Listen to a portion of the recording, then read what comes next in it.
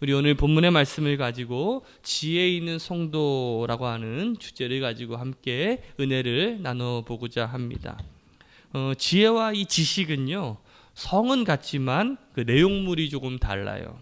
그러니까 지식은 학교에서 가르쳐 주는데 지혜는 학교에서 배울 수 있는 것이 아니죠.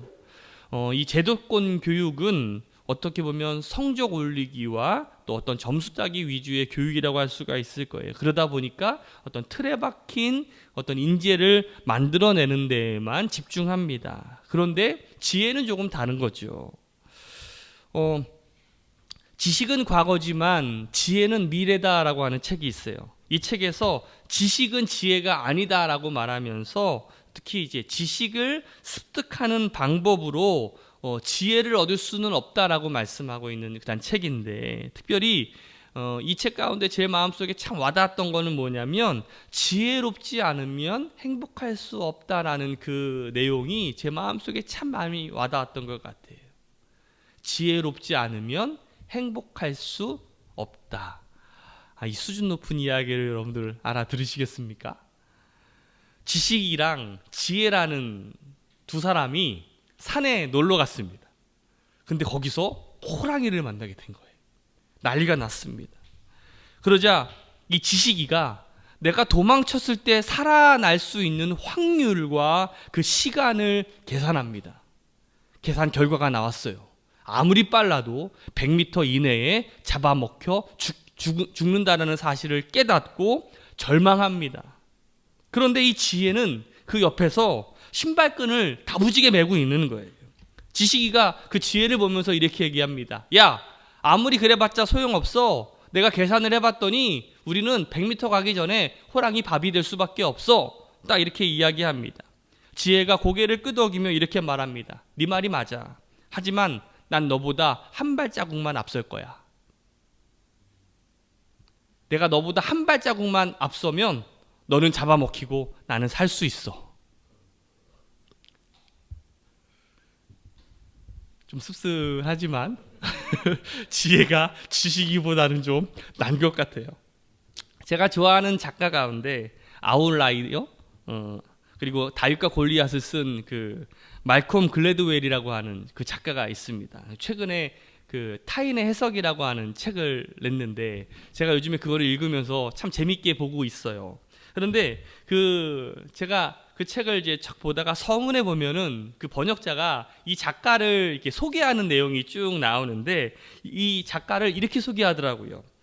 이 시대에 천재를 넘어선 현인이다라고 소개를 하더라고요. 천재를 넘어서 현인이다라는 이 말이 제 마음속에 참 와닿았던 것 같아요. 사실 이 시대에 필요한 사람은 천재가 아니라 지혜로운 자가 아닌가라는 생각이 들어요.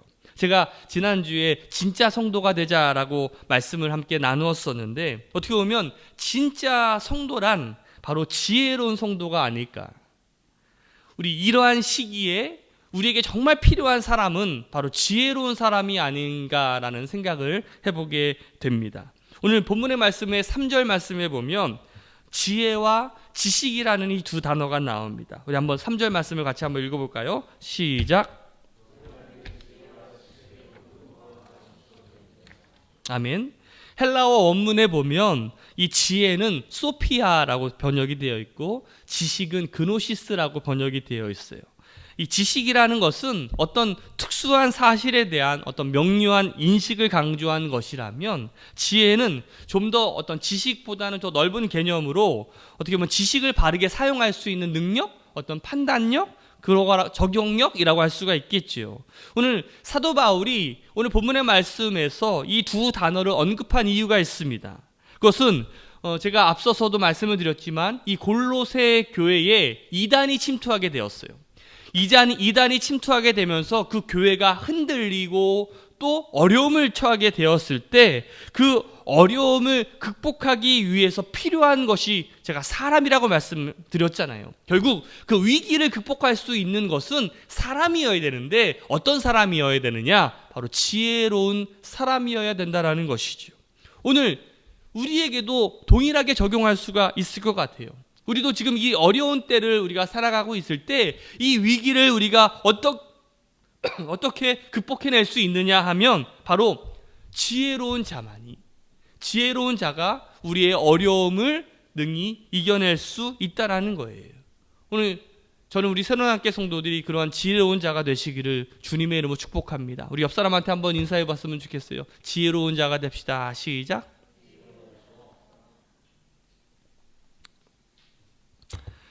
우리가 지혜로운 자가 되어야 되는데, 그러면 우리에게 필요한 어떤 지혜가 있어야 될까? 소위 우리가 잔머리 굴린다라는 말 많이 쓰잖아요. 그러니까 나만의 이익과 어떤 수단과 방법을 가리지 않고 나만의 성공을 위해서 어떤 그러한 머리를 굴려야 되는 것일까? 오늘 성경이 말하는 것은 그런 것이 아니에요. 첫 번째는 뭐냐면 바로 사랑하는 지혜를 가지라라고 말씀하고 있어요. 우리 2절 말씀을 같이 한번 읽어볼까요? 시작. 이는 그리로 사랑 안에서 연합하여 확실한 이해의 모든 풍성함과 이 골로새서는요, 이 사도 바울이 감옥에 갇혀 있는 상황 속에서 골로새 교회에 보내는 편지예요. 사실 이 골로새 교회는 바울의 제자였던 그 에바브라라고 하는 사람이 이 골로새 교회를 세웠습니다. 아마 바울은 이 골로새 교회에 아직 한 번도 가보지 못했을 가능성이 훨씬 더 커요. 근데 그럼에도 불구하고 주 안에서 형제된 이 골로새 교회 성도들에게 이 사도 바울이 그런 사랑이 담겨 있는 애정의 마음을 담아서 인사하면서 그리스도 안에 감춰진 어떤 지식과 지혜에 대한 이야기를 합니다. 그런데 바울이 그리스도 안에 담겨진 지혜와 지식을 먼저 이야기하기 전에 전제되는 이야기가 하나가 있어요. 강조하는 이야기가 하나가 있는 게 뭐냐면 사랑 안에서 연합하라라는 거예요. 오늘 바울이 그리스도를 깨닫기에 앞서서 먼저 이 사랑의 연합을 강조하는 이유가 무엇일까? 왜? 바로 복음이 사랑이기 때문에 그래요. 하나님은 사랑이시라 라는 말씀처럼 바로 복음 자체가 사랑이기 때문에 그런 거죠. 우리가 사랑이 무엇인지를 모르고는 정말 어떻게 보면 복음의 주인공인 예수 그리스도를 우리가 깨닫지 못한다라는 거예요. 이것은 무슨 말씀이냐면 내가 사랑을 이해하지 못하고는 우리가 하나님의 어떻게 보면 믿음의 길로 들어설 수 없다라는 거예요. 오늘 여러분들은 사랑을 아십니까? 옆 사람한테 물어보세요. 네가 사랑을 알아? 시작. 제가 대학원을 이제 군대에서 하나님 만나고서 본격적으로 내가 목회를 해야 되겠다. 그래서 이제 신학교로 들어갔잖아요. 제가 1학년 때 그 점수가 1.2, 0.9였어요. 학점이. 제가 선동열이라고 불렀거든요. 그러다가 이제 학사 경고 받고 그때부터 제가 정신 차리고서부터는 열심히 진짜 공부했어요. 그래가지고 원래 그 모자라는 점수를 다 채우려면 제가 계절학기를 들어야 될 정도였어. 그런데 이렇게 좀 우수한 성적을 받으면 그 다음에 27학점을 들을 수밖에 없는 거를 이제 더 들을 수 있어요. 33학점까지. 제가 그랬던 사람이야.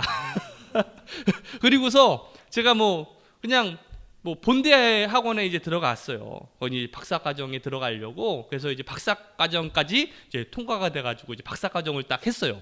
제가 박사과정을 하다가 제 마음속에 그런 생각이 드는 거야. 목사가 박사가 되면 뭐가 중요하냐. 그 시간에 차라리 목회를 하고 신방을 하고 또 어떤 목양의 길을 해야지. 내가 박사 여기 3줄짜리 있잖아요.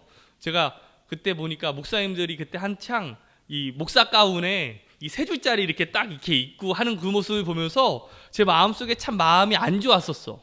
그래서 제가 막 대전까지 공부하러 막 다니는 것도 막 힘들고 그래서 목사만 됐으면 됐지 내가 박사를 하면 뭘 하냐 자초지종 얘기하면 좀 길지만 아무튼 박사과정만 1학기만 딱 하다가 자퇴를 했었는데 그때 이제 박사과정을 하면서 그때 이선희 교수님이 제 지도교수였거든요. 그때 저한테 했던 말이 있어요. 다른 공부는 몰라도 신학 공부는 좀 나이가 좀 들고 또 결혼도 해보고 또 아이도 좀 키워보고 그래야 신학 공부가 잘 돼. 이렇게 말씀을 하시는 거예요.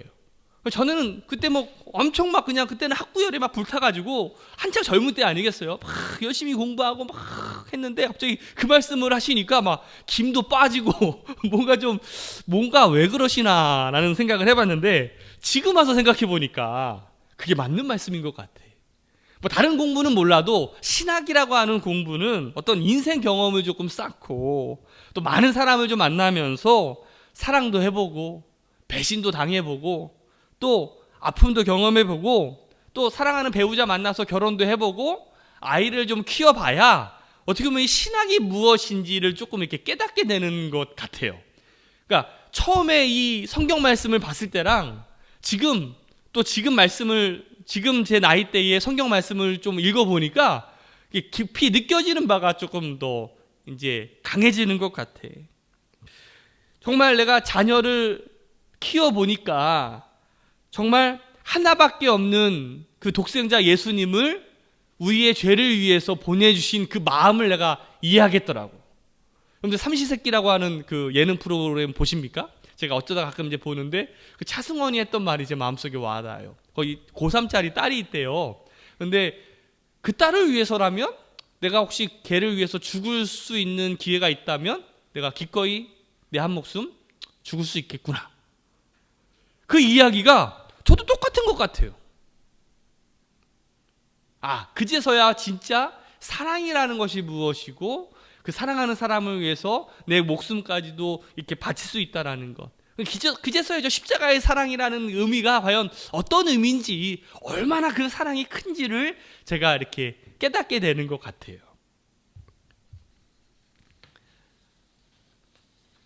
그 지구촌 교회 지금은 원로 목사님이신데 그 이동원 목사님의 그 세미나에서 제가 들었던 이야기가 있어요.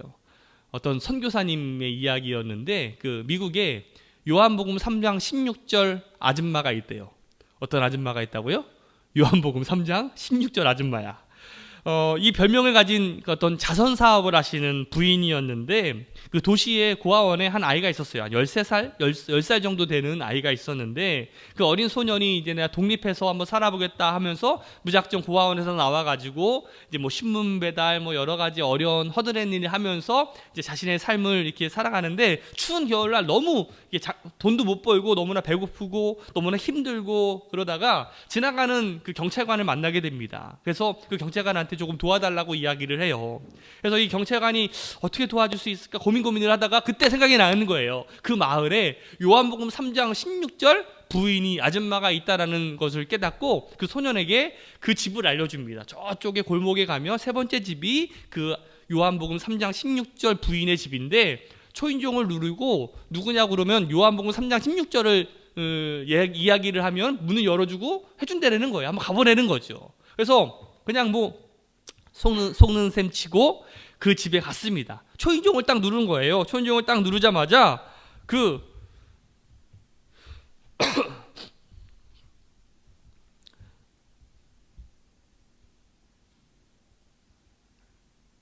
요한복음 3장 16절이라고 딱 주문을 외우자마자 문이 딱 열리기 시작하는 거죠. 문이 열리고 그 요한복음 3장 16절 그 부인이 그 아이를 맞아줍니다. 그 소년은 그렇게 생각을 했어요. 요한복음 3장 16절이 그게 뭔지는 몰라도 문을 열어주는 것과 관계가 있는 것 같다. 그런 생각을 하는 거예요. 집에 들어서자마자 이제 그 아줌마가 그 추위에 떨고 있는 그 소년에게 그 벽난로에서 몸을 이렇게 녹이고 조금 기다리라고, 그래서 제가 음식을 만들어 주겠다라고 이야기를 하는 거예요. 이 소년이 또 생각을 합니다. 요한복음 3장 16절이 뭔지는 모르지만 추운 사람을 따뜻하게 해주는 것과 관련이 있는 것 같다라고 생각을 하는 거예요. 잠시 후에 부인이 이제 음식을 만들어 가지고 그 소년에게 이게 주면서 그 소년이 또 그런 생각을 하는 거예요. 요한복음 3장 16절이 뭔지는 몰라도 나같이 배고픈 사람에게 뭔가 배부르게 먹을 거를 주는 것과 관계가 있는 것 같다라고 생각을 하는 거죠. 식사가 끝나고 이 부인이 그 소년에게 따뜻한 물을 받아놨으니까 목욕까지 해라. 그리고 오늘 여기서 자고 가라. 라고 이렇게 권합니다. 그러자 이 소년이 또 그렇게 생각을 하는 거예요. 요한복음 3장 16절이 뭔지는 모르지만 나같이 지저분한 사람을 깨끗하게 해주는 것과 관계 있는 것 같다. 그리고 뭔가 나 같은 피곤한 사람에게 안식을 주는 것과 관계가 있는 것 같구나. 요한복음 3장 16절이 뭐지? 궁금하기 시작하는 거예요. 그 다음날 아침이 됐습니다. 아침이 되니 그 부인이 그 소년에게 잘 잤냐라는 인사말과 함께 아침 식사를 또 준비해 주는 거예요. 그러면서 그 소년에게 너는 요한복음 3장 16절이 뭔지 아니? 이렇게 그 소년에게 묻습니다. 그 소년이 이렇게 대답을 합니다. 제가 그게 잘 뭔지는 모르겠지만 닫힌 문을 열어주고 추운 사람을 따뜻하게 해주고 배고픈 사람을 배부르게 해주고 피곤한 사람에게 안식을 주는 것 아닌가요? 이렇게 이야기를 하는 거예요.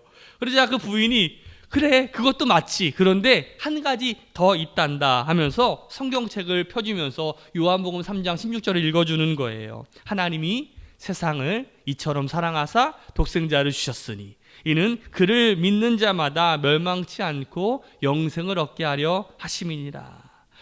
하나 더 있는 게 죄를 범한 자들에게 죄의 용서를 해주고 하나님 나라에서 영원히 살 수 있도록 해주는 거란다라는 이 부인의 말을 듣게 되는 거죠. 그 소녀는 더 이상 하나님이 이 세상을 사랑하셔서 외아들을 주셨다라는 말이 이제는 멀게만 느껴지는 것이 아니라 지금 내가 경험하고 그리고 내가 누리고 있다는 것을 느끼게 되는 거예요. 이 사랑이라는 마음이 그 바탕에 깔려 있지 않는 지식은요 매우 무미건조합니다. 그리고 때로는 부정적인 힘을 분출하기도 해요. 어떤 사람이 그 간수가 하나 있었는데 그 사람들이 죄 짓는 이유가 배우지 못한 그 무지에서부터 온다라고 믿는 간수가 한 명이 있었어요. 지식에 대한 굉장한 신념을 가지고 또 굳건한 신념을 가지고 살았던 사람인데 어느 날 한 젊은이가 이제 그 감옥에 왔어요. 그는 글을 읽지도 못하고 쓰지도 못하는 문맹이었습니다. 아는 것이 힘이다라는 그리고 배워야 산다라는 그러한 신념을 가졌던 이 간수가 이 젊은이를 설득해가지고 짬짬이 글을 가르쳐주고 이제 배우게 했어요. 세월이 지나가지고 이 젊은이가 출감할 날이 다가온 거예요. 이제 이 간수가 출감을 이제 기쁘게 축하하게 여기면서 떠나면서 이제 이 사람이 이제 지식을 배우고 이제 문맹을 떨쳐버렸으니까 좋은 사람이 될 거야라고 이제 축복해주면서 이제 떠나보냈는데 머지않아 이 사람이 또 감옥에 들어오게 된 거예요. 죄명이 뭐냐면 문서 위조죄였어요. 글을 배우고 나니까 그 글을 가지고 또 죄를 짓고 만 거죠. 여러분들 성공의 법칙이라는 책을 보면 맥스웰 모치라고 하는 사람이 그 성형외과 이제 전문의였는데 환자들하고 상담을 하다 보니까 외모의 콤플렉스를 가진 사람들이 정말 필요한 것은 어떤 내 외모를 바꾸는 것이 아니라 그 왜곡된 그 자아의 내면을 어떤 이미지를 바꾸는 것이 중요하다라고 이제 생각하게 됩니다. 그 왜곡된 이미지가 있다라는 거예요. 마치 우리가 선글라스를 빨간색을 쓰면 온 세상이 다 빨갛게 보이고 검은색을 쓰면 다 검게 보이는 것처럼 내 안에 있는 이 자아에 왜곡된 이미지가 있다라는 거예요.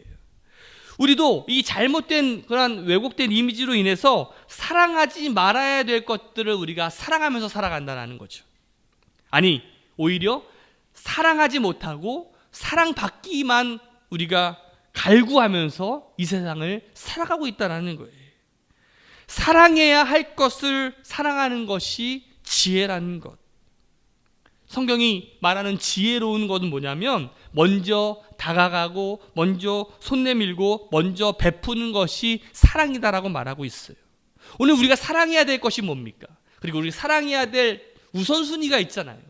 바로 하나님을 먼저 사랑하고 가족과 직업 이런 우선순위를 지키면서 우리가 사랑하면서 살아가야 되는데 우리는 우리가 사랑해야 될 대상에 대한 우선순위를 구분하지 못한 채 헛된 것에 대한 사랑에 빠져 있다는 것이죠. 오늘 우리가 가져야 될 첫 번째 지혜는 우리가 사랑을 우리가 먼저 간직하시기를 주님의 이름으로 축원합니다.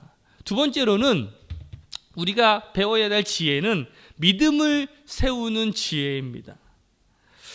우리가 추구하는 지혜와 또 지식이 우리의 믿음을 좀 세워주고 또 다른 사람들의 믿음을 좀 세워줄 수 있다면 얼마나 좋을까.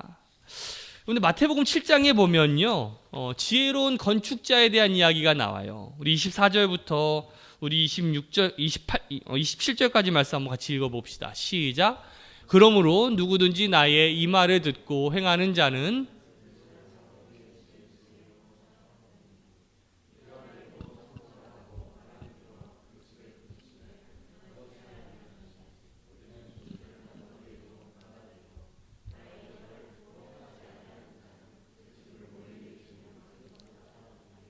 비가 내리고 창수가 나고 바람이 불어 그 집에 부딪힘에 무너져 그 무너짐이 심하니라.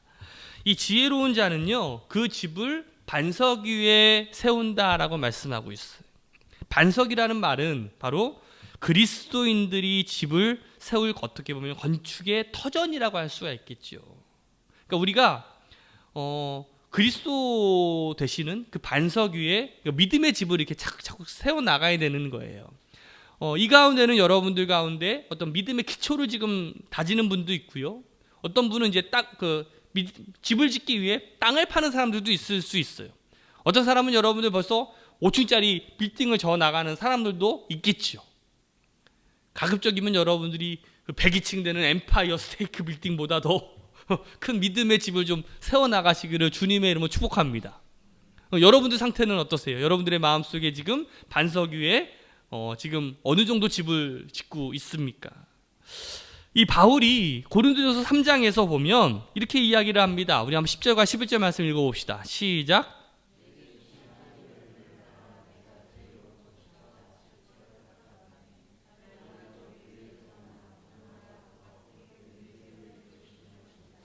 이 닦아둔 것 외에 능히 다른 터를 닦아둘 자가 없으니 이 터는 곧 예수 그리스도라. 자, 그리스도인의 건축의 터전은 바로 그리스도여야 한다라는 것이지요. 왜? 예수님은 이렇게 말씀하시잖아요. 너희가 나를 떠나서는 아무것도 할 수 없느니라라고 말씀하고 있잖아요. 그러니까 반석, 이 페트라라고 하는 뜻인데 바로 믿음을 뜻합니다. 그리스도를 믿는 믿음 위에 어떻게 보면 우리의 인생을 이렇게 차곡차곡 건축해 나가는 거죠. 세워가는 것이죠. 우리 인생은 어떻게 보면 우리 인생의 건축은 마치 집의 건축과도 같아요.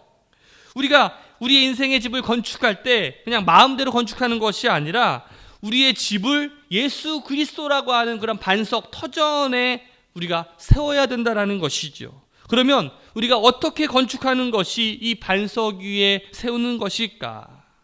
오늘 나의 이 말을 듣고 행하는 자라고 말씀하고 있는데 여러분들 믿음과 사랑, 이 믿음과 사랑 이것이 공통점이 하나가 있습니다.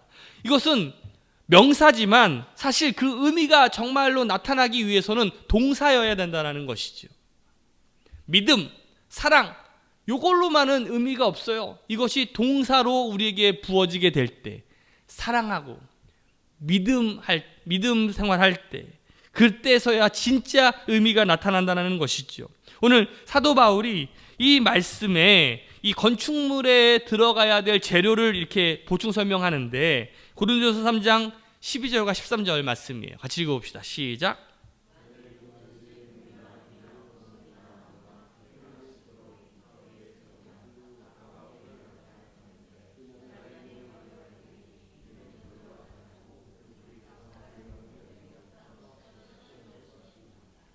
자, 말씀에 순종하는 건축 재료는 바로 금이라고 말씀하고 있어요. 금.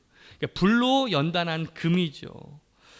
어떻게 보면 시련과 또 연단으로 단장한 믿음을 의미하는데 그 요한계시록 3장 18절 말씀에 보면은 신앙이 덥지도 또 차지도 않은 그 라오디게아 교회를 향해서 이렇게 말씀합니다. 내가 너희를 권하노니 내게서 불로 연단한 금을 사서 부요하게 하라 라고 말씀하고 있어요. 여러분들 우리가 금을 추출하는 그 과정에서 뜨거운 열을 가해가지고 그 불순물들을 제거하고 금을 만들어냅니다. 근데 그 과정은 쉬운 게 아니겠지요. 연단하고 또 재련하는 그 과정은 정말 고통과 시련과 아픔이 있을 것입니다. 그런데 그 과정을 정말로 이겨내야지만 금 같은 그러한 우리의 믿음이 나타날 수 있다는 것이죠. 오늘 우리 가운데 시련과 우리 아픔이 우리 인생 가운데 있습니다. 하지만 그러한 시련과 아픔, 고난이 우리의 믿음을 세워나가는 어떻게 보면 하나의 중요한 재련의 어떤 과정이라고 할 수가 있을 거예요. 제가 금요일에 지방에 있는 청년하고 화상통화로 이제 성경 공부를 하고 있어요. 엊그저께 했던 주제가 시험을 이기는 삶이었거든요. 그 시험에 대해서 이런 이야기를 하더라고요. 시험이 없는 인생은 없다. 그렇죠? 우리 인생 가운데 항상 시험이 있습니다. 그런데 성경이 말하는 시험은 두 가지가 있다라는 거예요. 하나는 하나님이 주는 시험이 있대요. 하나님이 주는 시험은 테스트예요. 테스트. 마치 학생들이 기말고사를 보고 이제 중간고사를 보는 것처럼 얘가 시험을 보는 이유가 뭐예요? 얘가 그걸 알고 있는지 모르고 있는지를 확인하기 위한 거잖아요. 그런데 또 하나의 시험이 있어요. 그거는 사탄이 주는 시험입니다. 그거는 템테이션이라는 거죠. 하나님이 주시는 시험은 어떻게 보면 우리의 신앙의 어떤 더 성장과 또 우리의 성숙을 위해서 주는 시험인데, 마귀가 주는 시험은 우리를 유혹 속에서 우리를 무너뜨리려고 하는 시험이라는 것이죠. 하나님이 주는 시험은 우리를 세우기 위한 시험이고, 마귀가 주는 시험은 우리를 무너뜨리기 위한 시험이라고 말하고 있어요. 오늘 우리 새로운함께 성도들은 어떤 시험을 감당하고 계십니까? 고린도전서 13장 13절 말씀에 보면 사람이 감당할 시험밖에는 너희가 당한 것이 없나니 오직 하나님은 미쁘사 너희가 감당하지 못할 시험 당함을 허락하지 아니하시고 시험 당할 즈음에 또한 피할 길을 내사 너희로 능히 감당하게 하시느니라 라고 말씀하고 있어요. 하나님은 우리를 사랑하셔요. 그리고 우리가 믿음 가운데서 든든히 서가기를 원하고 계셔요. 그러나 마귀는 그렇지 않죠. 마귀는 여러분들을 우는 사자같이 이렇게 삼킬 그러한 기회를 노리고 있다는 것이죠. 오늘 우리가 이러한 어려움과 시련 속에서 지켜야 될 게 뭘까요? 바로 믿음을 지키며 살아가야 된다는 것이에요. 오늘 사도 바울이 우리에게 이렇게 말합니다. 지혜 있는 자가 되기를 원하고 있어요. 특별히 지혜, 사랑하는 지혜, 그리고 믿음을 세우는 지혜를 가지며 살아가는 우리 새로운함께 성도들 되시기를 주님의 이름으로 축복합니다. 기도하겠습니다.